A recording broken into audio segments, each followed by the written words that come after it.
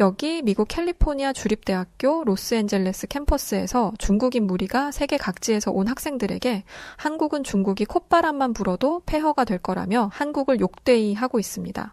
그런데 미국에서 태어났던 노란 머리의 한 여성이 그런 중국인에게 그 입을 꼬매버리기 전에 닫으라며 뭐라고 하기 시작하는데요. 한국인도 아닌 미국에서 태어난 이 여성은 대체 왜 한국을 대변하여 중국인들에게 쓴소리를 날렸던 것일까요? 그럼 오늘 사연 시작해 보겠습니다. 안녕하세요. 저는 미국에서 살고 있는 24살 코리 알렌이라고 합니다. 저는 한국을 저의 제2의 고향, 마음의 안식처라고 생각하고 있어요. 제가 이렇게 생각하게 된 이유는 제가 경험했던 아주 놀라운 사건들 때문입니다. 사실 저는 경제대국이라는 미국의 시민이었지만 아주 불우한 가정 환경 속에서 자랐어요. 빈부격차에서도 맨 극단에서 살았기 때문에 집도 없이 대충 버려진 폐건물에 터를 잡고 살았죠. 어린 시절 어머니는 마약에 취해 절 돌보지 않은 채 집을 떠났고 아버지 역시 저를 남보듯 대하며 다른 여성과 눈이 맞았는지 제 곁을 떠나버리셨습니다. 버려진 폐건물 안에서 혼자 어린 시절을 버티며 살았습니다. 그래서 성인이 되기 전부터 무료 급식소에서 음식을 받아 먹으면서 살았는데요. 그런데 어느 날 그나마 제가 지낼 수 있었던 폐건물이 개발되면서 저는 그 건물에서 도망치듯 나와야 했었어요. 17살 나이로 갈 곳도 없이 거리를 다녔었고 세상 모든 것이 무서웠습니다. 사람을 마주하는 것도 저의 두려움의 대상이었어요. 저에게 노숙 생활은 무척이나 힘들었습니다. 어린 여성인 저는 삶이 고단했습니다. 지옥 같은 삶 속에 몇 차례 지내던 곳을 옮기면서 정말 별의별 일을 다 겪었습니다. 무료 급식을 받은 것을 다른 노숙자들에게 빼앗겨 쓰레기통을 뒤지는 일도 허다했죠. 그러던 중 어떤 한 단체의 사람들이 제가 지내던 곳으로 와서 매주 한 번씩 음식과 생활용품을 주었어요. 저는 매우 가난한 동네에서 나고 자라서 동양인을 한 번도 본 적이 없는데 저에게 음식을 나눠준 사람들은 미국에 와서 살고 있는 한국인이었습니다. 지금이야 한국이라는 나라에 대한 존재를 알고 국적과 생김새, 기본 지식들을 익혀 알지만 그때는 낯선 검은 머리를 한 사람들이 그냥 다 같은 미국인인 줄 알았어요. 나라에 대한 개념도 없었으니까요. 학교를 제대로 다녀본 적도 없었기 때문에 한국이라는 나라가 어디에 붙어 있는지도 몰랐고 그냥 딱 하나 확실하게 인지했던 것은 그 검은 머리 사람들이 저에게 먹을 것과 마실 것을 준다는 것이었죠. 그 한국인들은 저에게 덮는 이불을 주었고 필요한 것은 없는지 물어보았습니다. 부모에게도 받아본 적 없는 따뜻한 관심이었다 보니 당황스러움을 넘어 그냥 두려움이 세차게 느껴졌어요. 사람이 무서웠습니다. 제가 본 그 한국인들의 검은 머리카락에는 윤기가 흘렀고 피부에도 번쩍번쩍 광이 났는데 이런 사람들이 저에게 왜 이런 호의를 베푸는 건지 몰랐고 분명 다른 어두운 이유가 있을 거라고 생각했거든요. 솔직히 그런 호의를 받았으면 감사한 마음을 가져야 하는 게 옳습니다. 하지만 부끄럽게도 저는 그러지 못했어요. 어렸을 때 부모님에게 세뇌 당하듯이 어렴풋 들은 말이 떠올랐죠. 외국에서 온 놈들 때문에 우리가 이렇게 먹지도 못하고 불쌍하게 사는 거다. 저놈들이 없었다면 우리가 일할 곳은 더 많았을 거다. 라면서 늘 검은 머리를 한 사람들을 볼 때면 심한 욕설을 하곤 했었던 기억 말이죠. 이 생각이 들자 저는 저를 돌봐주고 먹을 것을 준 한국인들이 더 무섭고 싫게 보였습니다. 일부러 욕설을 섞은 심한 말을 하기도 하고 팔다리를 휘두르며 반항을 하기도 했어요. 솔직히 이렇게 하면 그 검은 머리 한국인들이 본성을 드러내고 저에게 욕을 하거나 저를 떠날 거라고 생각했습니다. 하지만 한국인들은 그렇게 하지 않았고 저를 끝까지 도와주려고 했어요. 하루는 한국인들 앞에서 그들이 가져다준 물건을 발로 뻥 차버렸는데 저와 같은 처지에 있던 다른 노숙자들이 참다 못해 달려와 대체 무슨 짓이냐며 저에게 화를 냈습니다. 저는 그런 노숙자들에게 저 사람들 때문에 우리가 이렇게 살고 있는 건데 저 사람들이 주는 걸 넙죽넙죽 받아 먹다 보면 언젠가 우리한테 해코지 할 거야 라고 억지 아닌 억지를 부렸어요. 그런데 뭔가 좀 이상했습니다. 솔직히 저는 제가 이렇게 말하면 다른 노숙자들도 제 말에 동의해 줄 거라고 생각했어요. 그런데 노숙자들은 제 말에 흔들리기는커녕 되려 저를 혼내는 듯한 말을 했습니다. 저분들이 우리에게 얼마나 많은 도움을 주고 있는데 감히 너 같은 게 행패를 부리냐면서 저를 꾸짖었죠. 실제로 그 한국인들은 제가 난동을 피웠음에도 불구하고 끝까지 저를 계속해서 찾아와 도움을 줬습니다. 그러면서 알게 된 건데 이 한국인들이 노숙자들을 도와준 지 정말 오래되었더라고요. 하지만 그럼에도 사람이 무서웠던 저는 그저 그 한국인들의 행동에 이해할 수가 없었을 뿐이었어요. 이렇게 도와줘 봐야 개선의 여지가 없는 노숙자들인데 힘들여 도와주는 이유가 이해가 안 되었죠. 한국인들이 밑빠진 독에 물 붓기를 하는 것이라고 생각했습니다. 그런데 세상을 모르는 멍청이는 저였습니다. 제가 멍청하고 개선의 여지가 없다고 생각했던 저와 비슷한 처지에 있던 사람들의 절반 이상이 학교도 다녔었고, 심지어 어떤 사람은 고학력을 가진 어른도 있었어요. 배움을 갖지 못했던 사람은 저뿐이었습니다. 병원비를 감당하느라 집이 파산돼서 노숙자가 되었거나 여타 다른 이유 때문에 어쩔 수 없이 거리로 내몰린 것이었죠. 사실 저는 제가 살고 있는 미국의 현실을 잘 몰랐습니다. 한국인들은 저보다 더 미국에 대해 잘 알고 있었어요. 그래서 노숙자들을 도왔던 것입니다. 저는 조금씩 한국인들에게 마음을 열게 되었고, 제가 아는 세상이 다가 아니라는 것을 인정하게 되었습니다. 얼마 뒤 제가 한국인들에게 진심으로 감동했던 일이 생겼습니다. 제가 있던 거리에서 매일 밤 총소리가 난 것이죠. 경찰들은 부촌 위주로 순찰을 했고, 이런 동네에서 총소리가 나는 건 흔한 일이라며 순찰 횟수를 몇 번 늘려준 것 외에는 다른 것을 하지 않았습니다. 모두가 두려움에 떨고 있던 때 한국인들이 이 소식을 알게 되었어요. 솔직히 한국인들이 이것까지는 어떻게 해주지 못할 것이라고 생각했습니다. 그런데 그날 밤 한국인들은 자동차를 타고 저희가 있는 곳으로 왔습니다. 해가 뜰 때까지 교대로 동네를 순찰하며 저를 비롯한 어려운 미국인들을 도와주는 역할을 해준 것이죠. 게다가 한국인들이 직접 미국 경찰에 강력하게 항의해준 덕에 매일 총을 쏘는 사람을 검거할 수 있었습니다. 솔직히 먹는 걸 챙겨주는 건 그럴 수 있다고 쳐요. 그런데 이렇게까지 저희를 보호할 이유는 없습니다. 저는 한국인들이 대체 왜 이렇게까지 하는지 진심으로 궁금해졌어요. 그래서 매번 저를 찾아오는 한국인 아주머니에게 물었습니다. 대체 왜 이렇게까지 하는 거냐고 말이죠. 그런데 그 한국인 아주머니의 입에서 나온 말은 저를 포함한 어려운 환경에 있던 어려운 삶을 살던 미국인들을 깜짝 놀라게 만들었습니다. 과거에 한국에서는 6.25 전쟁이라는 게 있었답니다. 많은 미국인들이 그 전쟁에 참전했다고 했었고, 한국인들은 미국을 포함해 6.25 전쟁에 참전해준 군인들에게 큰 감사함을 가지고 있다고 합니다. 한국인들은 미국에서 각각 한인회라는 것을 조직했는데, 이런 한인회에 한 가지 소식이 전해졌다고 하더라고요. 그건 바로 6.25 전쟁에 참전했던 미국 참전 용사들이 노숙자로 거리를 전전하고 있다는 소식이었어요. 처음엔 이 소식이 미국 워싱턴에서 알려졌는데, 이 이야기가 다른 지역으로도 전해지면서 미국에 있는 각 주에 있는 한인회들이 모두 노숙자가 된 6.25 참전 용사들을 살피기 시작했다고 합니다. 자국이라는 미국에서조차 외면받은 참전 용사들이었고, 많은 세월이 지난 옛일에 대해 관심조차 갖지 않았던 미국이었지만, 한국이란 곳은 지난날의 과거를 보듬고 지키고 있던 것입니다. 저는 그래서 저희는 참전 용사도 아니었는데 그분들만 챙기면 되지 왜 관련도 없는 저희를 돕냐고 물어봤습니다. 그러자 한국인 분들은 우리에게 도움을 준 것은 미군이 맞지만 미군을 보내준 미국에도 빚을 지고 있다며, 미국이란 나라가 설령 그들을 외면하더라도 우리나라 한국은 그분들의 용기와 그분들의 희생을 기억하고 있다면서 우리는 우리가 해야 하는 일을 그냥 하고 있는 것일 뿐이라고 말씀하셨습니다. 그런 한국인 분들의 말씀에 이야기를 듣던 어려운 처지의 미국인들은 눈물을 흘렸습니다. 자국인 미국에서 버림받은 사람들이 한국인들의 따뜻한 마음에 어려움을 극복할 수 있었죠. 한국이라는 나라는 얼마나 위대한 국가일까요? 궁금했습니다. 저는 한국인들의 모습을 보면서 정말 많은 것들을 느꼈고, 한순간이라도 한국인 분들이 우리에게 해코지를 할 것이라는 생각을 했던 저의 생각을 반성했어요. 그때 한 한국인 아주머니께서 저에게 다가왔습니다. 어린 소녀가 이런 곳에 방치된 채 있었던 게 마음에 걸리셨는지 저에게 다가와 제 또래 딸을 키우고 있다며 저의 이야기를 물어보셨어요. 쭈뼛대던 저의 어깨에 손을 올리시고는 따뜻한 미소로 제 눈을 바라봐 주셨습니다. 지난날 저의 과거에 대해서 한국인 아주머니께 말씀드렸고, 저의 과거 이야기를 들은 아주머니는 눈물을 흘리시며 저를 꼭 안아주셨습니다. 그리고는 미국에서 사회복지사로 일하고 있는 재미교포 세라 씨를 소개해 주었습니다. 세라 선생님께서는 저를 씻기고 먹여주는 걸로도 모자라 배움을 갖지 못한 저에게 공부까지 시켜주겠다고 하셨어요. 학교를 제대로 다녀본 적 없던 저는 용기를 내서 세라 선생님의 말씀에 따랐습니다. 세라 선생님의 집에서 지내며 어느 정도 생활이 안정되자 선생님은 저에게 한국으로 가보는 게 어떻겠냐고 말했어요.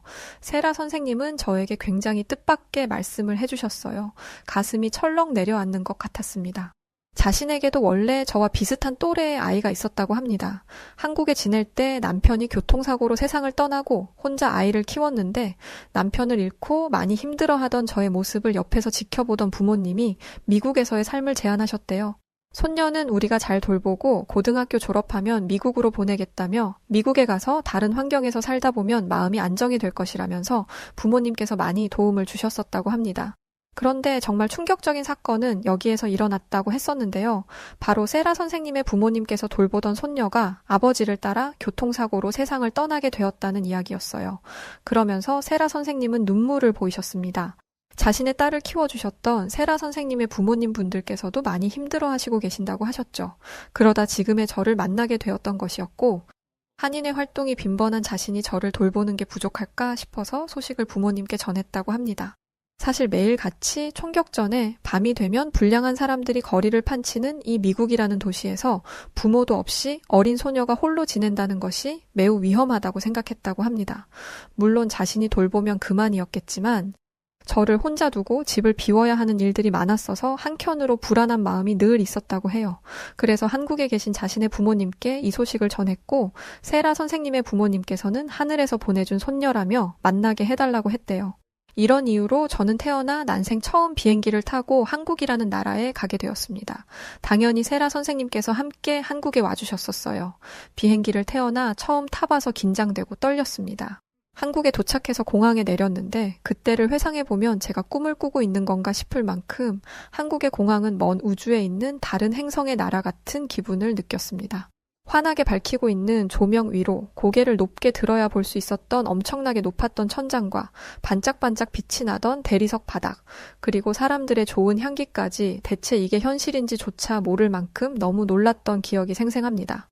늘 미국의 양극화 극단에서 홀로 살아왔던 저에게 한국을 처음 마주했던 순간을 글로 어떻게 표현해야 하는지도 잘 모르겠습니다. 그냥 순백의 천국 같은 기분이었어요. 세라 선생님과 짐을 찾고 공항에 있던 많은 사람들을 보게 되었습니다. 이 공간에 있는 사람들 대부분은 한국인일 거고 직원들도 한국인일 텐데 이 중에는 그 누구도 저희 미국에서처럼 가난해 보이는 사람은 없었습니다. 로비에서 한 노인분들을 만나게 되었는데 세라 선생님의 아버지와 어머님 분들이셨습니다.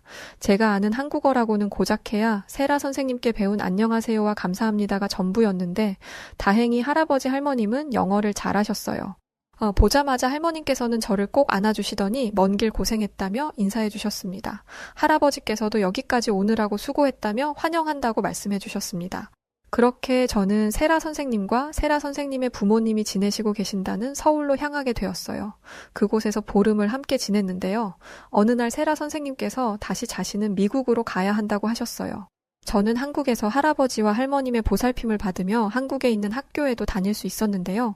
이를 계기로 저의 삶은 완전하게 바뀌면서 새로운 사람으로 성장할 수 있었습니다. 제가 지냈던 서울은 정말 엄청난 도시였어요. 높은 건물들과 잘 정돈된 도로까지.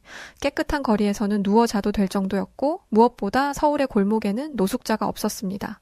조금 으쓱한 느낌을 풍기는 골목도 위험하지 않았습니다. 제가 홀로 미국에서 지낼 때는 어디를 다녀도 늘 낯선 사람들에게서 많은 위협을 받았었어요. 10대 후반의 여성인 저에게 나쁜 짓을 하려는 미국인들도 너무나 많았죠. 늦은 시간 거리를 혼자 다니는 건 생각할 수조차 없는 일이었습니다. 하지만 한국에서는 저보다도 어려 보이는 어린 여자아이들이 보호자도 없이 혼자 거리를 돌아다니거나 늦은 시간에도 문제없이 다녔었어요. 이런 모습이 너무 낯설어서 저 혼자만 외딴 곳에 온 고양이 마냥 숨어 다니기 바빴습니다. 할아버지와 할머니의 사랑을 받으며 어느 날은 한국에 있는 어느 한정식 집을 간 적이 있습니다. 들어가 보니 한 상에 엄청나게 많은 종류의 음식이 놓여 있더라고요. 그리고 수프 같은 것도 있었습니다. 한쪽에는 밥도 있었고요. 이것들을 하나하나씩 순서대로 먹어야 하는지, 어떻게 먹어야 하는지 감도 안 잡혔습니다. 물론 미국에서 한국인 아주머니 분들께서 해주신 한국 음식을 먹어본 적은 있었지만 이렇게 종류가 다양할 줄은 상상하지 못했습니다. 할아버지께서 얼른 먹으라고 하셔서 수프를 떠먹었는데 너무 맛있었어요. 고기 같은 게 들어가 있고 희면서 투명한 무언가가 섞여 있는데 정말 너무 맛있었습니다. 할아버지는 따뜻한 미소를 저에게 보여주시면서 이건 한국에서 뭇국이라고 하는 거라고 말씀해 주셨는데요. 몸에 아주 좋은 국물이라면서 이야기해 주셨어요. 제 옆에 계시던 할머님은 계속해서 반찬을 시키셨습니다. 저는 제가 태어난 미국보다 한국이 더 부자 나라라고 생각했어요. 제가 태어나 미국에서 본 거라곤 어두운 한림가와 욕설, 폐건물들과 경찰 사이렌 소리밖에 기억나지 않으니까요. 당연히 한국이 음식도 비쌀 것처럼 느꼈습니다. 그런데 할머님은 저 먹으라고 계속 반찬들을 새로 주문하셨던 거죠. 할머님과 할아버님께 부담을 드리고 싶지 않아서 이걸로도 충분하다고 말씀드렸었는데요. 할머님께서는 한국에선 이런 반찬이 모두 무료라고 했었습니다. 이렇게 훌륭한 반찬들이 무료라니 전 너무 놀랬었어요. 미국에선 물조차도 돈을 내고 사 먹어야 할 정도인데 그때 당시에 진짜 속으로 너무 놀랬었어요. 뭐 지금이야 거의 한국인이 다 돼서 익숙하지만 말이죠. 할아버님과 할머님께서는 저를 친 손녀처럼 아껴주셨습니다. 평일이면 늘 학교에 갈 수 있게 준비물도 챙겨주셨고 학교를 마치고 오면 할머님은 맛있는 간식도 만들어주시고는 하셨어요. 그러던 어느 날이었죠. 미국에서 한국으로 오면서 제 삶이 바뀌었던 것처럼 제 삶이 또 한 번 변화를 맞게 되는 순간을 마주하게 되었습니다. 햇살이 기분 좋게 내리쬐는 주말이었어요. 저는 할아버님과 할머님의 손을 잡고 서울에 있는 경복궁을 가게 된 적이 있습니다. 두 분께서는 한국의 전통 문화들도 배워야 한다며 과거의 왕이 살았다던 경복궁에 데려가 주셨는데요. 도심 속 가운데 자리 잡고 있던 과거 한국의 궁이었다는 경복궁의 모습은 정말 이색적이었고 새로운 심장 떨림이었습니다. 또한 그곳에서 저는 처음 한복이라는 의류를 만나게 되었습니다. 곱디 고운 파스텔 톤의 색상을 가졌던 한복은 저에게 정말 충격 그 자체였는데요. 한복을 입혀주신 할머님께서 제 모습을 보시더니 너무 예쁘다면서 제 볼에 뽀뽀해 주시고 할아버님께서는 연신 사진을 찍어 주셨었어요. 그때였을 거예요. 한 동양인 무리가 한복 체험하는 가게에 들어왔었습니다. 처음 들어보는 언어를 사용하던 그들은 한복을 손가락으로 가리키며 화가 난 것인지 따지는 모습으로 언성을 높였었죠. 알고 보니 그들은 중국에서 온 여행객들이었고 경복궁에 온 김에 한복 체험을 해보자는 일행과 싫다던 일행이 가게에서 언쟁을 벌였던 거였습니다. 굉장히 가게 안은 시끄러웠어요. 가게 주인이 말리면서 소란 피우지 말고 나가라고 하는데도 언쟁은 계속되었었습니다. 할아버님과 할머님은 저를 보호하시면서 밖으로 얼른 나가자며 그 중국인들을 피해 자리를 옮겼는데요. 중국인들의 몸부림에 저희 할머님께서 밀쳐져서는 넘어지게 된 것이었어요. 할아버님은 그런 할머님을 부축했고 저는 너무 화가 나서 영어로 막 뭐라고 했었죠. 그랬더니 그 중국인들은 저에게 손가락질을 하면서 뭐라고 하더라고요. 할아버님께서는 제가 봉변이라도 당할까봐 얼른 제 앞을 막아서더니 고개를 숙이시며 사과를 하시더니 할머님과 저를 데리고 가게 밖으로 나오셨습니다. 할아버님께 우리가 잘못한 것도 없는데 왜 고개를 숙이시냐면서 그때 처음 때를 피웠었어요. 그때 할머님께서 제 등을 토닥이시더니 다 지나갈 일들이니 노여워 말라고 다독여 주셨습니다. 그때 이를 계기로 한국의 과거 역사를 배우는 것에 흥미를 가지게 되었고 한복의 아름다움을 알았으며 다른 국가들의 역사와 중국이라는 나라에 대해서도 알게 되었었죠. 시간은 흐르고 저는 한국의 고등학교에서 졸업을 하고 이제 대학을 앞두게 되는 나이가 되었습니다. 할아버님과 할머님은 저에게 한글은 물론 영어도 가르쳐 주셨었어요. 알고 보니 할아버님과 할머님은 지난날 미국에 사셨던 적이 있더라고요. 누구보다 저는 이 두 분께 따뜻한 보살핌과 가르침을 받으며 올바르게 성장했습니다. 하지만 두 분께서는 어느 날 저를 불러 이런 이야기를 하셨습니다. 이제 대학을 가야 하는 나이가 되었다며 세라에게 이야기를 해뒀다면서 미국에 있는 대학에 가게 될 것이라는 이야기였죠. 그 말씀에 사실 저는 당시에 너무 서운했었어요. 할아버님과 할머님과 헤어지고 싶지 않았었거든요. 저는 두 분께 그냥 한국에 있는 대학에 가면 안 되겠냐고 말씀드렸지만 제 손을 꼭 잡은 할머님께서 우리도 이제 많이 늙었고 시골에 가서 살려고 한다고 하셨어요. 미국은 큰 나라라면서 더 큰 꿈을 가지라고 말씀하셨습니다. 그렇게 저는 한국을 떠나게 되었어요. 공항에서 할아버님과 할머님의 마지막 인사를 해야 할 때 그때 정말 얼마나 울었었는지 태어나 그렇게 슬피 울어본 적이 없을 만큼 많이 울었습니다. 그리고 할머님께서 저를 꼭 껴안고 저에게 했던 이야기는 지금까지도 잊혀지지 않습니다. 우리 손녀, 다시 태어나 곁에 와주어서 고맙구나 라는 말씀이셨습니다. 할아버님과 할머님은 저에게 있어 부모님 그걸 넘어서는 분들이십니다. 제가 저의 목숨을 내놓고라도 지키고 싶은 분들이에요. 미국으로 향하는 비행기에서 저는 굳게 다짐했어요. 우리 할아버지 할머니를 위해 훌륭한 어른 되겠다 말입니다. 미국에 도착하고 다시 만난 세라 선생님과 다른 한국인 분들, 그리고 함께 지냈었던 미국의 어려운 처지에 있던 분들 모두가 저를 보고는 완전히 다른 사람이 온 줄 알았다고 해요. 그럴 만도 했겠죠. 잘 먹지도 못해 깡 말랐었고 잘 씻지도 못해 거무잡잡했던 제가 하얀 피부에 살도 포동포동 올랐었으니 말입니다. 이 모든 게 저를 친손녀처럼 보살펴 주었던 우리 할아버님과 할머님 덕분이었습니다. 그렇게 저는 미국에 있는 캘리포니아 주립대학교 로스앤젤레스 캠퍼스에서 대학 생활을 시작했습니다. 대학교에는 다양한 국적을 가진 친구들이 많이 있었어요. 그 중에는 당연하게 한국인들도 있었죠. 영국에서 온 친구들도 있었고 한국과 같은 아시아계에서 온 일본인과 중국인 학생들도 많이 있었습니다.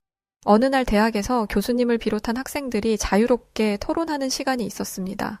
그런데 여기서 저는 너무 뜻밖의 행동을 하는 학생들 무리를 보게 되었는데요. 그 학생들은 중국에서 온 학생들이었어요. 토론하는 시간에 갑자기 자신들 중국의 역사에 대해 주구장창 늘어놓기 시작하는 겁니다.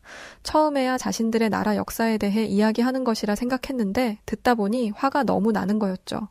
왜 그랬냐면 가만히 있는 한국을 뜬금없이 언급하더니 한국이 엄청난 후진국이라는 둥, 먹을 것이 없어 거지들이 지천에 널렸다는 둥, 중국이 콧바람만 불어도 한국은 폐허가 될 거라는 둥의 듣기 힘든 말들을 쏟아냈기 때문입니다.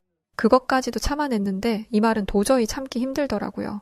글쎄 한국은 결혼하고 애를 낳지 않아서 한국에 가면 경제성장에 단 하나도 도움이 되지 않는 늙은이들만 수두룩하다는 말이었죠. 순간적으로 저는 너무 욱해서 자리를 박차고 일어나 말인지 된장인지 구분도 못하고 떠들어대는 그 중국인 학생에게 소리치면서 이야기했습니다. 당신 같은 것들이 한국에 대해 뭘 안다고 입을 놀리냐면서 화를 냈습니다. 제가 큰 소리로 받아치니 그 중국인 학생은 너처럼 경제대국의 미국인이 뭐 하려고 한국을 두둔하는 거냐면서 제 행동을 이해하지 못하겠다는 반응을 보이더군요. 저는 그 중국인 학생에게 그 입을 꼬매버리기 전에 닫으라고 말하고는 중국이 수십 년간 한국을 침략했던 일들을 나는 다 알고 있다고 말했고 당신들이 한국을 침략하고 몹쓸 짓을 하며 다른 나라의 지적재산권을 훔치고 똑같이 베끼고 있을 시절에도 한국은 한국에서 벌어진 모진 일들을 모두 이겨냈고 전 세계에서 가장 빠른 시간에 경제대국으로 성장한 선진국이라고 말했습니다. 12억 명이라는 인구가 고작해야 짜퉁 천국 메이드 인 차이나를 만들었을 뿐이지만 한국은 단 5천만 명의 인구가 IT 강국, 문화 강국이라 불리며 최고라는 소리를 듣는 메이드 인 코리아를 만들었다고 말했습니다. 주변에 있던 많은 타국의 학생들은 제 말에 동의하면서 박수를 쳐줬고 중국인 학생은 기가 죽은 듯 자리에 조용히 앉더군요. 그 모습을 보고 저는 그 중국인에게 마지막으로 한마디를 던지고 강의실을 나왔습니다. 나는 미국인이 아니라 한국인이다 라고 말이죠. 방학이 되고 저는 세라 선생님과 함께 한국에 있는 우리 할아버님과 할머님을 만나러 다시 비행기에 올랐습니다. 우리 할아버님과 할머님 드리려고 이것저것 선물도 잔뜩 사서 말입니다. 빨리 두 분을 보고 싶어 안달이 날 지경이었어요. 시골로 내려가신 할아버님과 할머님이 계시는 경상북도 안동으로 발걸음을 재촉했습니다. 그렇게 다시 만난 두 분은 저를 보시자마자 버선발로 나와 저를 안아주셨고 할머님은 우리 손녀 왔냐면서 제 엉덩이를 토닥여 주셨답니다. 그날 저녁 할머님은 닭 한 마리를 넣어 푹 끓여서 수제비를 만들어 주셨는데요. 진짜 얼마나 맛있던지 한 그릇을 뚝딱 먹고 두 그릇째는 두 분께서 재배하신 배추로 만든 김치를 넣어 정말 배 터지게 먹었습니다. 그리고 늦은 밤 할머님 품에서 꼭 껴안고 자다가 소변이 마려워 잠시 마당으로 나갔는데 깊은 밤하늘에 떠있는 달을 보고는 한참을 서 있었어요. 지난날 저의 옛일들이 머릿속에 주마등처럼 흘러 지나갔었습니다. 이 얼마나 감사한 인생인가요? 어린 시절 저를 도와주었던 한국인 분들과 세미 선생님, 그리고 우리 할아버님과 할머님까지 저는 남들처럼 평범하게 태어나지 못했지만 한국인 분들 덕분에 더 가치 있는 삶을 살 수 있었습니다. 앞으로 더 열심히 살아보려고 합니다. 우리 세미 선생님과 그리고 제가 세상에서 가장 사랑하는 우리 할아버지 할머니를 위해서라도 최선을 다해 살 것이고 다시 미국으로 가서도 감히 한국을 욕되이 하는 중국 학생들에게도 본때를 보여줄 겁니다. 근데 저 정말 복받은 사람 아닌가요? 제 사연을 들어주셔서 정말 고맙습니다. 그리고 한국에 계신 모든 분들께 진심으로 깊게 마음을 다해 감사하다는 말씀 전합니다. 네, 오늘 사연은 여기까지입니다. 와, 정말 너무 감동적이라서 팔에 닭살이 돋더라고요. 여하튼 우리 코리 알렌 씨 앞으로도 할아버님과 할머님과 그리고 세미 선생님, 한국을 위해 애쓰고 계시는 우리 한인회 모든 분들까지 늘 건강하셨으면 좋겠습니다. 네, 오늘 사연 어떻게 들으셨나요? 오늘 사연이 재미있으셨다면 구독과 좋아요, 알림 설정 부탁드립니다. 그럼 지금까지 다양한 사연들을 들려드리는 여우튜브 송은지였고요. 영상 끝까지 시청해주신 모든 분들 고맙습니다. 감사합니다.